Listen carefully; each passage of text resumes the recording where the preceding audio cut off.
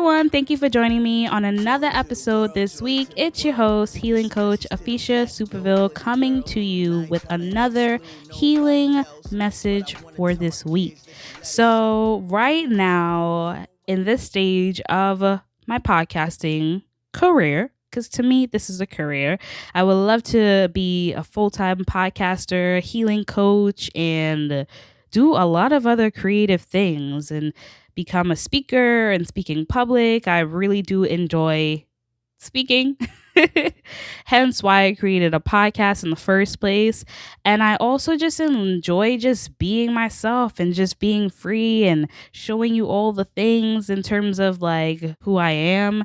You know, it's not just a voice, I am a person. And if you see me on YouTube, just by heading over to a Place for Healing podcast, there you can see what I look like. Or if you have not already followed me on Instagram, please do follow me on a Place for Healing podcast on IG so you can stay connected to me, DM, comment, do all of the things in the bottom. Hit that subscribe, that like button, that notification, stay posted. Be you, do you, heal with me, and join this conversation of healing. For you guys who have either followed me through the podcast in an audio way, I have shared bits and pieces of who I am and how I've been able to come to be where I am right now. And for me, this journey started even before I even realized it, when I was like a wee little kid, and just seeing all of the trauma that was happening around me and also experiencing my own trauma, I kind of like made a vow to myself that I don't want to do whatever those things are because they were hurtful to see, they were hurtful to experience, they were just so hurtful. And that's when I started learning about the hurt people. And honestly, thankfully, it's the grace of God and blessing me with my parents, as complicated as we all could be sometimes. They have definitely taught me some really great lessons directly and indirectly. So some of the things that I have to say has been taught to me, and the way how I've learned and processed those information and how I learn when to use it and how I see the benefits of using it in a healing way really helps me and helps the people that I'm around, because every action causes a reaction. So if I'm the example, the reaction is the example of how I'm being more times than none. Now, everybody's on a different part of their journey. So your journey is specifically for you. And what you're learning and how you're interacting and how you're being is your space that you get to co-create your life. And with the people around you, with that agreement of being able to co-create your life experiences, things work out in a really healthy way because you get to continually be in that process of understanding and learning and growing as opposed to fight or flight. Okay? It can be really challenging to be in a fight or flight state, just as much as it is challenging to practice this new way of being where you're telling your old ways, I don't need you anymore. You helped me before, and now it's time to start another part of my life and go on without you, my dear older self, and be the person that you want to be right here, right now, in this moment, in a very conscious way, and live your life a little bit more consciously with how you interact with yourself and how you interact with other people, because how you treat yourself shows how you treat other people. And I learned that just by experiencing people and even understanding my own self. I do it too. I have triggers as well. I'm not a perfect person, and I don't think anyone is. So being a better person than you were yesterday, or maybe even 2 minutes ago, or a year ago, is a stepping stone. It's a process, and There's no right or wrong way of doing it. It's up to you. The moment that you feel that change might be beneficial for you, although change is a scary thing, do what works for you. They always say, if it ain't broke, don't fix it, okay?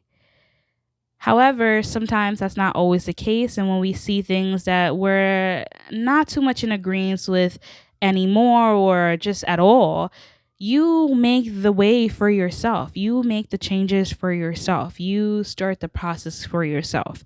And this process is a long and winding road. It has so many different things that connects to it. And it is a journey. It's a for the long haul kind of journey when you're trotting through the woods and you're feeling really dehydrated. However, you still got a 5 mile hike up the mountain and you really want to see that view. So you know what? You drink your water, you take a break, you stop, you look at the view, you thank God, and you keep on walking up that mountain so you can see how far you've come and you can see the view and how bright it looks from where you are now able to stand and able to expand yourself. That's how I see healing. Healing to me is making the climb past that wave of frustration, past that wave of anger and that I want to fight you, and past that wave of it's okay, I'll just deal with it, and more in that space where there's self-love and self-realization and understanding that you can be the change that you seek just by doing the things that you might need to do in order to really address some things that you might be holding on to that no longer serves you, or creating ways of being that really brings you joy and really makes you feel like you're living your life full out for you and not for your mama because mama said so, or not for your dad because daddy said so, but for you, this being that you have come in to be in this world, so that the people that are behind you get to experience another way of being outside of just living in the footsteps of your parents or what they would like you to do or how they would like you to be. Some of the things are cool. Some of the things work. Some of the things serve us. Some of the teachings that we get taught are really, really cool. However, like for me, it's like tradition, like there's that tradition where a man is supposed to go out, work hard, and the woman is supposed to be the home caretaker. And it's that tradition where it's like, hello, we live in 2020. Rent is high. These bills aren't going to pay themselves unless if we're making 6 figures or more, or, enough to pay rent. And if you live in Brooklyn, you know what it is. It's about $2,000 for a 1-bedroom apartment to be on a $40,000 a year budget to keep on that tradition, especially when it no longer serves you. Listen, like I said, if it ain't broke, do you? However, when you see that things are no longer serving you, that is a time where you get to collect yourself and step in. And for me, that is a healing experience because you get to question and make realizations and really understand who you are and what you want to become to be. And just learn from your experiences that you've had in the past and learn from your current experiences so that you can make the way for your future, the way that you want to be a part of, the way where it makes a lot of sense that you want to not only work and have a spouse that also works or have a partner that also works, because not only does it serve you guys to help for paying bills, however, it serves you in living out your full purpose as opposed to just being at home and caretaking the home, right? Because I feel that we get stuck in these molds and it's like, oh, yeah, I'm a mom. I can't do those things anymore. Oh, yeah, I'm a dad. I can't do those things anymore. Listen, do whatever serves you. But to say it's because being a mom or being a dad, where did you get that idea? How did that come about? How true is that for you? How much do you believe in what you've been taught? How much of that which you were taught do you believe in? That's my question. And I realized even for my own self, there are things that I was taught that my mom was taught, or my dad was taught, and they taught me that thing because that's what they learn. And they generally, or people generally, teach you what they've learned. They taught me that as well too. And then I was like, wait, what? Like, for instance, most people go through this experience once, twice, or multiple times during their life where, let's say, right, you are a young person in your household, you're the kid, and your parents is talking to you and you have some questions and they're like, stop, don't answer me back, just do what I say, not as I do, skirt, just zip it, don't have anything to say, just say yes, mom, leave it alone. And just imagine you being taught that, like, every day that you have a question, every day that you feel something coming up that, like, this don't feel too right, this doesn't make me comfortable, I feel a bit violated. And you get taught that your words does not matter because, you know what, you're a child and you should keep your pretty little mouth snapped, just keep it closed, zip it up. How does that serve you? Because what does that then become?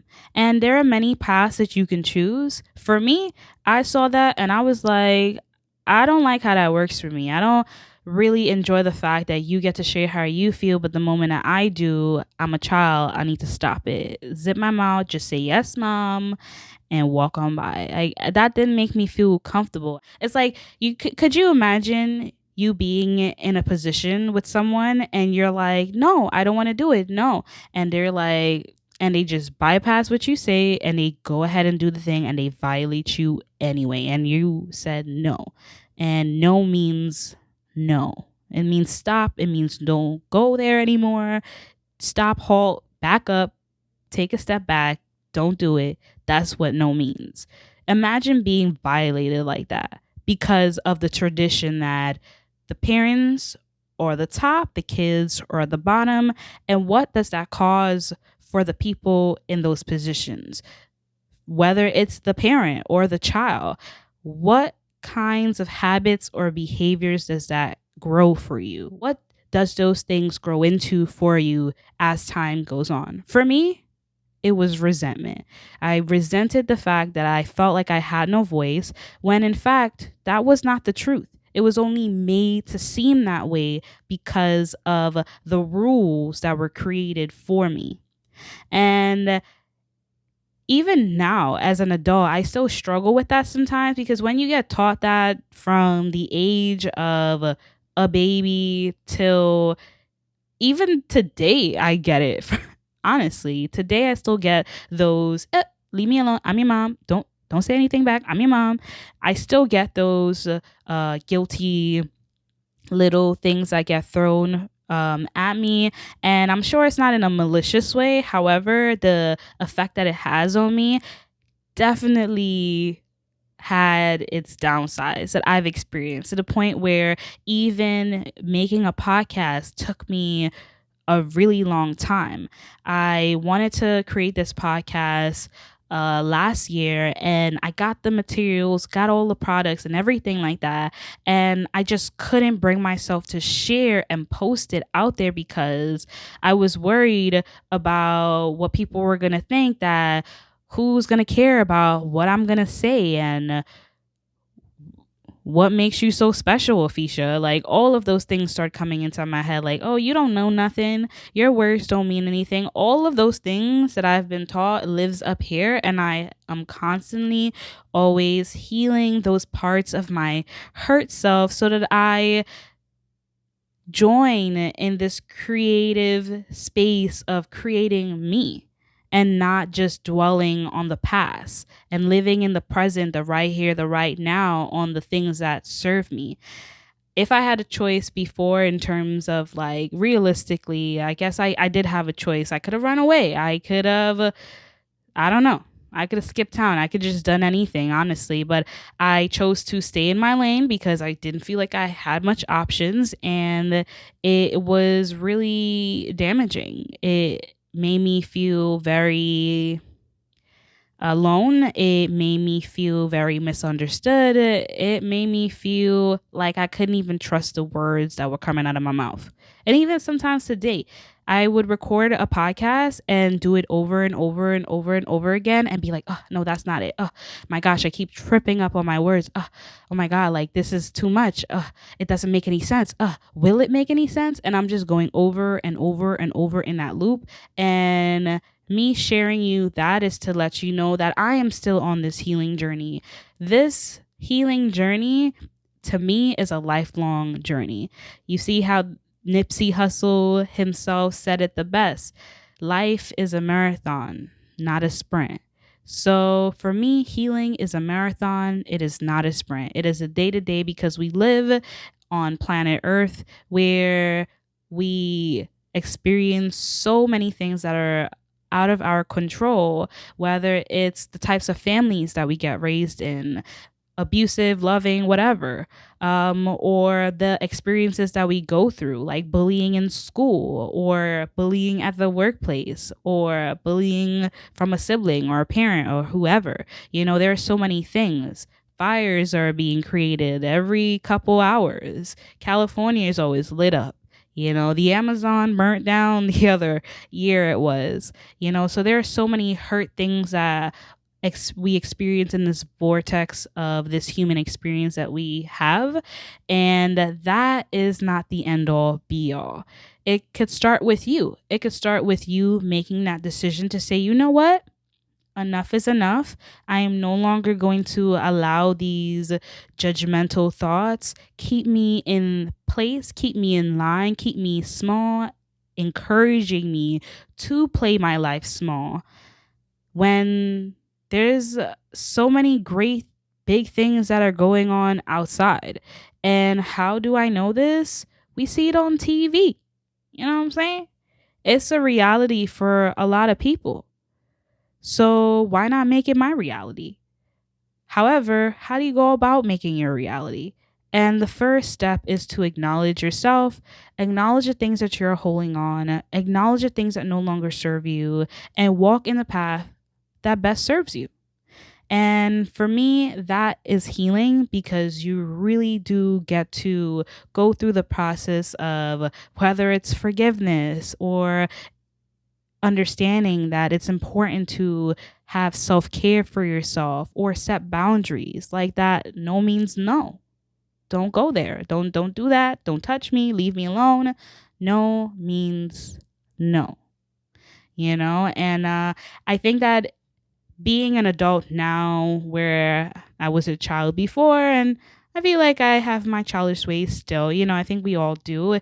We could hold on to those parts of ourselves that has that youthfulness, that joy, They say age is just a number, baby. And I'm not saying do anything illegal. Please respect the law, because some things are just not meant to be crossed. You get what I'm saying? That's why we talk about boundaries, self-love, self-empowerment, learning, growing, and bettering yourself one step at a time, one healing message at a time. I just want to thank everyone who has participated in listening and watching this podcast. And I encourage you guys to like, comment, do all the things. Join the community. Be a part of the community that you want to be a part of.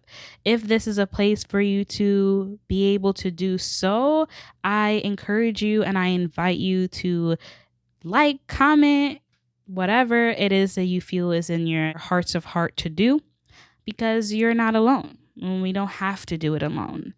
And that's another reason as to why I wanted to put myself out there, because there was a time where I felt really, really alone, and talking to people really put a spotlight on the fact that that is so not true.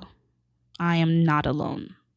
And me even being right here for myself is a testament that I'm not alone. There is strength with sharing, and there is an endless amount of possibility with being your most authentic self and showing up for yourself in any way you feel is best for you to do. So remember, you guys, love thyself, love others, and be the change that you want to see. I hope to see you next time. Share with a friend, and I'll see you next week, Tuesday.